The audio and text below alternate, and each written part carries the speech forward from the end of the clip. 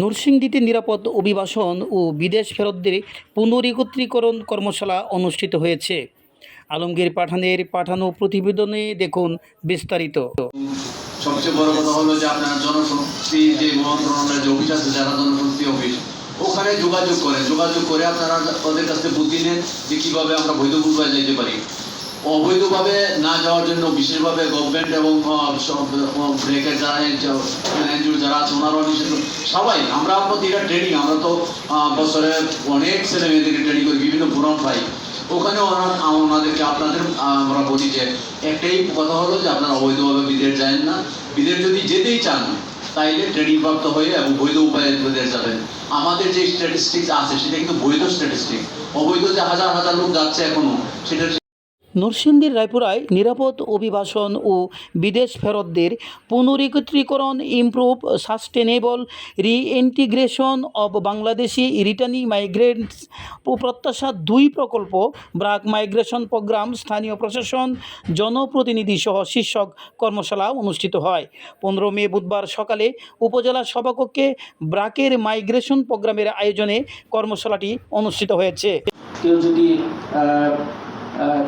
Building সেক্টরে যে কাজগুলো হচ্ছে সেখানে যায়, কেউ যদি গৃহকর্মীর কাজেও যায়, গৃহকর্মীর কাজেও কিন্তু প্রশিক্ষণের সুযোগ রয়েছে। এই স্কিল ম্যান পাওয়ার যদি আমরা পাঠাতে পারি তাহলে কিন্তু বিদেশ থেকে ফেরত আসার সম্ভাবনা খুবই কম। আমরা একজনের গল্প শুনলাম, তিনি বলেছেন যে 2 মাস পরেই তিনি ফেরত এসেছেন।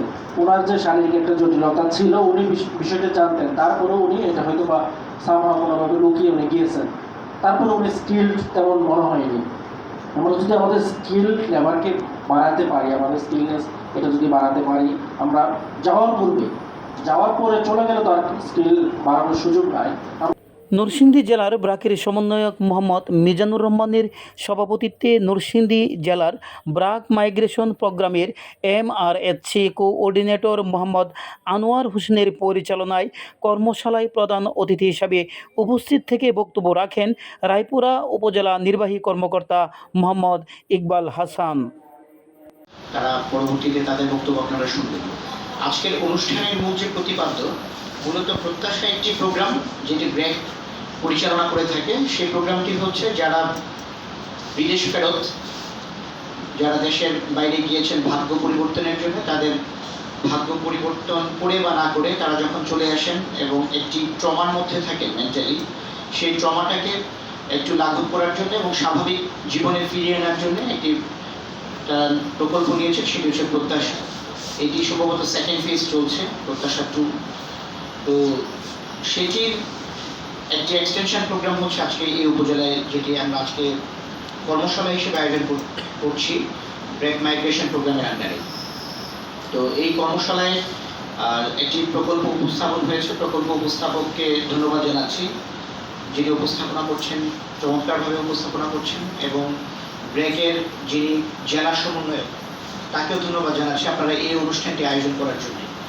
এ সময় উপস্থিত ছিলেন উপজেলা সহকারী কমিশনার ভূমি শফিকুল ইসলাম, উপজেলা প্রাণী সম্পদ কর্মকর্তা ডাক্তার মোহাম্মদ আজাহার উল আলম, জেলার ব্রাক মাইগ্রেশন প্রোগ্রামের SSPC Mohammad Numan Ibne Noor, Raipura upazila programme organizer Fatema Akter Nupur, Palash upazila programme organizer Mohammad Usman Gani, field organizer Sharifa Begum ও প্রোগ্রাম SR আলমগীর পাঠান।